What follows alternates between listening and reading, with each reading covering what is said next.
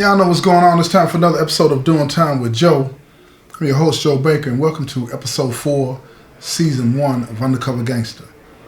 J-Mac had been having nightmares for the past week or so, and in these nightmares that he was having, his friend Chris had been murdered.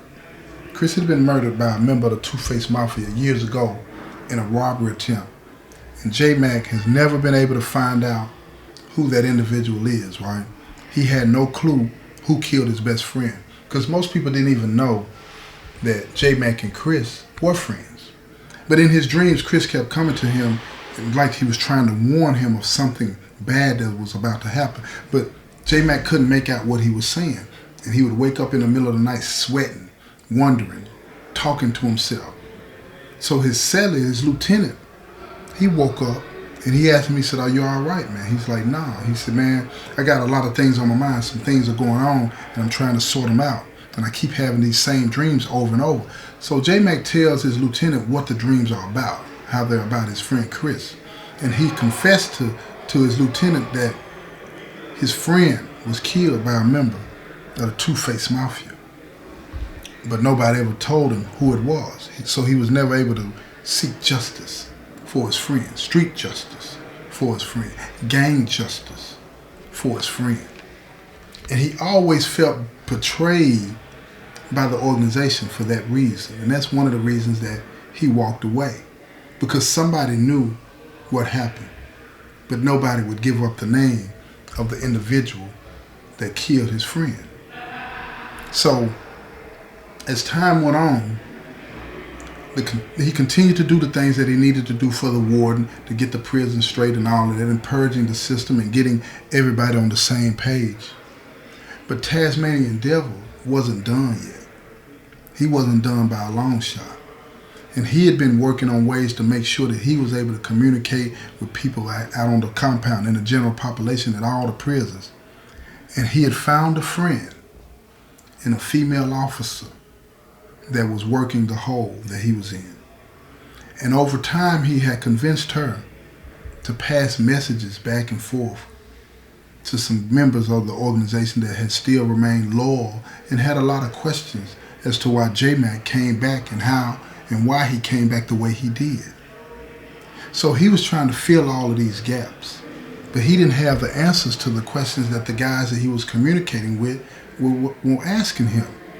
So he started to spend a lot of time talking to this female officer about what was going on with the Two-Face Mafia on the compound. He couldn't do anything about what was going on the streets right now. He had to figure out, why did J-Mac decide to come back? And she was able to find out because she had a relationship with one of the captains that worked the prison. And this captain had read some confidential documents that were in the warden's office about an arrangement that was made between J-Mac and the warden. See, when they do things like that, right, they got these forms that they write down, confidential information, right? And they write down who the confidential informant is. They keep everything documented. It's the craziest thing, right? Because they want to make sure that if that individual goes to another place, that the administration at that prison knows this person right here is one of ours to protect them and all that kind of stuff. This actually goes on. So when the captain read this stuff, he didn't have any reason to believe that the woman that he was involved with, that worked at the prison, that was talking to Tasmanian Devil, would take that information and pass it on to anybody. But she did. She passed it on to Tasmanian Devil. So he asked her, "Can you get a copy of that?" And she said, "Absolutely not." She said, "This is just pillow talk. I can't even prove if it's true." So he asked her, would she some kind of way get the captain to tell her a little bit more about what was going on? And she was on it. She took care of that. So the captain told her everything that he had understood the documentation to mean, and all of the people that were involved, and the things that they were going to do for him in exchange for his cooperation. And what that led to over time was a clear picture for Tasmanian Devil and the evidence that he needed to be able to bring J-Mac down. Because let me tell you something. If you are found to be in cahoots with the police in any way, shape, or form, it didn't matter if you was the head or not, you're going to be branded a traitor. And the very people that you are in charge of, the people that you lead, the people that listen to every word you say, they're going to be the ones that turn on you. But see, Tasmanian Devil, he had to be careful because now he knows that J-Mac has the warden in his pocket. He has the warden in his pocket. So he has to be very careful about what he says, who he says it to, and how it's going to be used against J-Mac. Because they could get him anytime they want. This man is still in the hall. He's still healing up from the beating that he got before. So here we go. He writes some of the guys that he thinks are still loyal to him. And she takes these letters out to them, and they're writing back and forth. But like I said, he thinks that they're loyal to him. He thinks they're loyal. And this is what the dream was revealing to J-Mac. The dreams that he was having, the nightmares that he was having, were revealing that he's in imminent danger because Tasmanian Devil has found out the secret. He's found out that he's cooperating with the warden. So when he takes this information to the warden, he finds out that the warden is not concerned about his safety. The warden takes this information and uses it as leverage against J-Mac. He said, you want me to make sure that don't get out? That he can't communicate with anybody? You make sure you do what we ask you to do, when we ask you to do it, and the way we ask you to do it. So now, J-Mac knows that he's trapped because if he can't stop Tasmanian Devil from spreading this around the prison, he can't stop the members from turning on him. And he's a dead man. He's a dead man. So now he knows he's on his own. He's on his own. So he starts to plot how to protect himself and how to get out of this mess. How is he going to get out of this mess that he's found himself in? Because at the end of the day, he accepted this position with the ward. He accepted this role. Now he's got to get out of it. So he talks to his lieutenant, and he tells his lieutenant, look, this is what we have to do. He didn't reveal the whole story to him. He couldn't do that. He said, but this is what we have to do. We got to get somebody to go in that hole and get next to Tasmanian Devil. But the lieutenant told him that's going to be impossible because the whole walk is empty. Can't nobody get to him. Nobody. Nobody can get to him. He said, what about this female officer that's bringing these notes out to Brunel? Can we get to her? So the lieutenant said, well, we can get to her. We can get to her. But he said, how do we know where she got that information from? And if we do something to her, how are we going to be sure that it won't come back on us? J-Mac doesn't care about that. He needs to stop her from being able to bring out these letters and get into the body. So J-Mac instructs his lieutenant to bump down on her. He bumps down on her and he tells her, any more mail that comes out, bring it to me. And then see, the lieutenant now, he's playing both sides. And he's doing this at the direction of J-Mac. He wants her to believe that he's loyal to Tasmanian Devil, but he's really loyal to J-Mac, so that she'll bring all the letters to him. Because with the position that he has and him being J-Mac's selling, this puts Tasmanian Devil in his mind in a good position. He don't have to put it in the body. If he puts it in the hand of somebody with a position of authority, then it can happen faster. The fall for J-Mac can happen faster.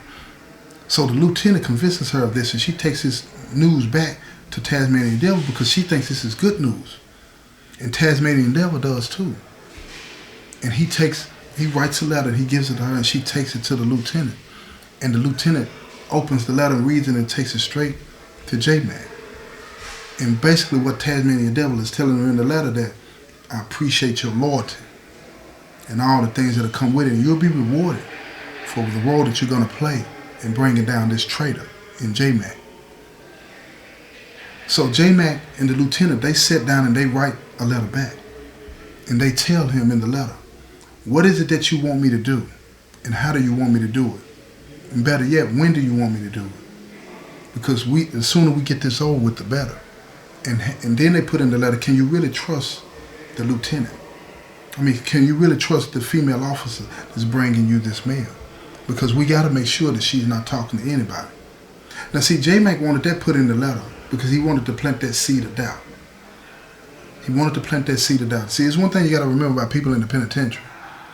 We are always suspicious, right? We're always suspicious. And you're more suspicious when you're playing a dirty game. But you got to keep your thoughts in line. You got to compartmentalize and don't let your thoughts get away from you. So when J-Mac had that put in the letter about questioning the loyalty of this female, when Tasmanian Devil got the letter and read it, it made him wonder. The seed had been planted. It made him wonder if they could trust this girl. And then he started to say things to her that made her wonder if he really trusted her. And that did exactly what J-Mac wanted it to do. It made her start to look at him as like, all the things that I've done for you, now you're starting to doubt my loyalty to you. She said, I don't have to do any of this. I didn't have to tell you any of the things that I told you that have helped you get to a position that you want within the organization and try to get your spot back. She said, I didn't have to do any of that, but I did. And now you're questioning me. And he quickly caught himself and he apologized to her. But at the end of the day, he wanted to make sure that he was going to be safe because he had almost lost his life before. And he didn't want to go through that again because the game that he was playing this time was for keeps. It was either going to be him or J-Mac. There was no middle ground. One of them had to go. So he wrote a letter back to the lieutenant that was loyal to J-Mac and told the lieutenant, I trust her. But here's the thing. Can I trust you? Are you really on my side? He said, I need you to do something to show me that you're loyal to me. And see how Two-Face Mafia worked. They worked off of violence. Violence. Now, he didn't want him to do anything to J-Mac, but he wanted something done to an opposition as a show of loyalty. Now, he really didn't understand who he was dealing with because the lieutenant was into that. So when J-Mac and the lieutenant read that, they took advantage of that. So they told the lieutenant and J-Mac came up with an idea that they would get one of the oppositions, right? And then send a message back and letting them know through the girl that they took care of the business. So they bumped down on somebody in the opposition, they crushed him. They crushed him. And they made sure that everybody knew who done this. Because they didn't have to worry about going to the hole. They ran the prison, and plus, J-Mac made sure that the warden stayed out of the way. They stayed out of the way. This is gang business. Stay out of it. So when word reaches Tasmanian Devil of the incident that happened to the girl that was always bringing the notes back and forth, he felt and believed, had been convinced that the lieutenant was loyal to him because he acted so fastly. And now he knew that he had somebody he could trust, and this individual was laying in the cell with the person that he had to get. So he started to plot. And he told him in the correspondence that he was writing to the girl who everybody was. He gave names of every individual that was still within the ranks of Two-Face Mafia in the penitentiary who was loyal to him. He gave him their names. And he told him to get them together in a secret meeting so that they would know exactly what his intentions were. Right? So the lieutenant and J-Mac are reading this letter. And as they're reading this letter, they're starting to figure out, okay, we have to do something about this, because they thought they had purged the ranks of the individuals that were loyal to Tasmanian Devil, but they hadn't, not fully. And some of these individuals were people that called shots, but they were afraid to make that move because they didn't know that Tasmanian Devil was still on the scene. But now that they know, they feel emboldened because they feel as though he's up to something. He's a smart guy. He's got something up his sleeve. And when he says go, they need to go. So they decided to call a secret meeting, as Tasmanian Devil had instructed them to do. And when they have this meeting, they got only these individuals that are loyal to Tasmanian Devil. And all of these individuals, they all have one thing in common. They know that they are loyal, and each other they know who's loyal and who's not. But this lieutenant, when they see him in there, they start to question and think that this is a setup. And he assures them, no, everything is fine. And he shows them the letters that Tasmanian Devil had been writing them. So now they know and believe that he's on their side and he's a part of the plot to bring J Mac down. But they don't know how they're going to do it. And they know they have to be careful because there's not that many of them. They are outnumbered 5-1. But if they do it right, they can bring him down. But they have to do it right. So after they have this meeting, the lieutenant goes back and he reports to J Mac everything. Everything. They're still waiting on the word. They don't know what it is that he's got, that he's going to expose you with. But they're waiting on the word, and then they're going to push on you, not the body. They're going to get you. And when they get you, they're going to end you. So J Mac takes that to heart.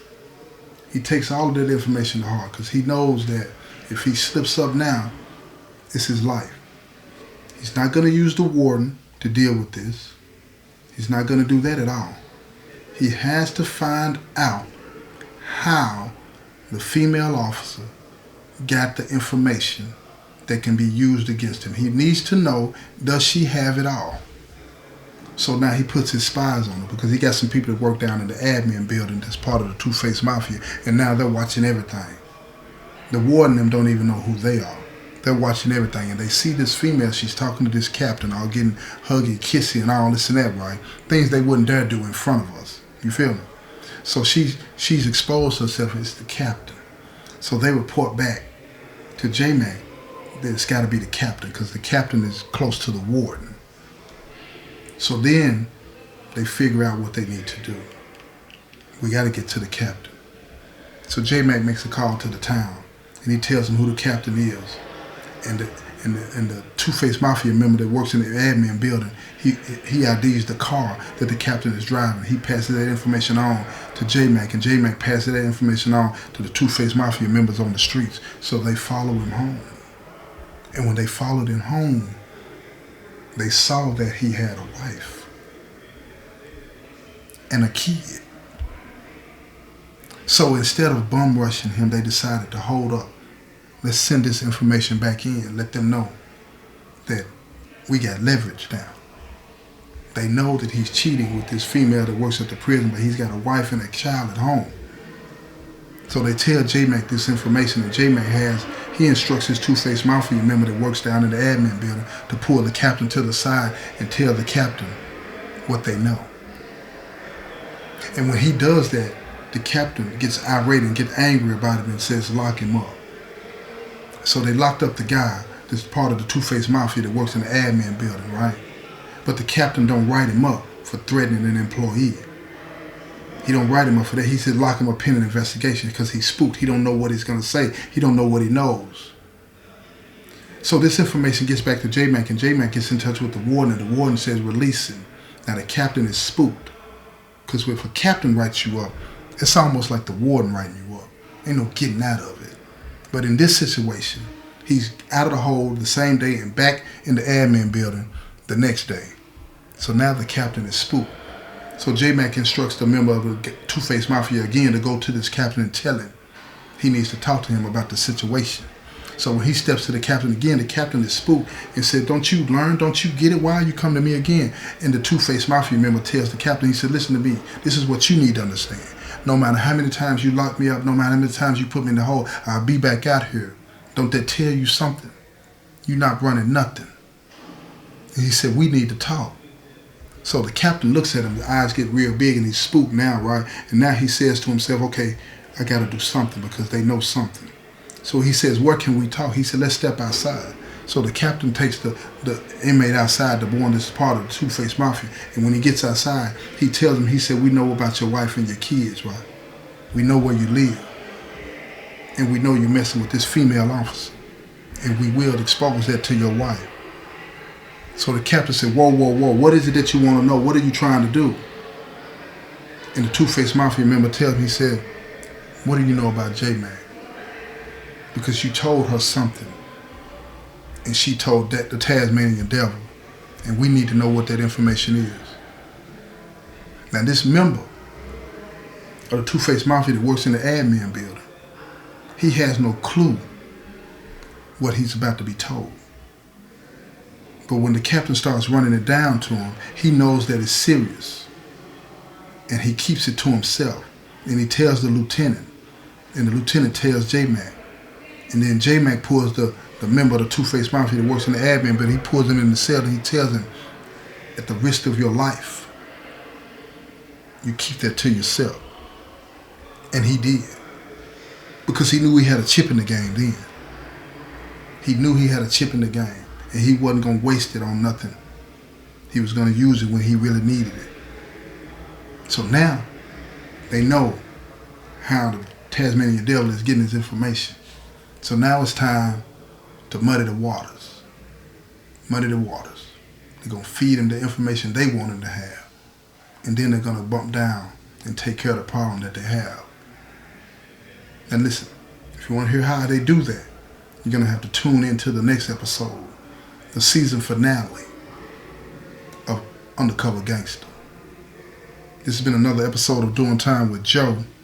I'm your host, Joe Baker, and I say peace, y'all. I'm getting so tired.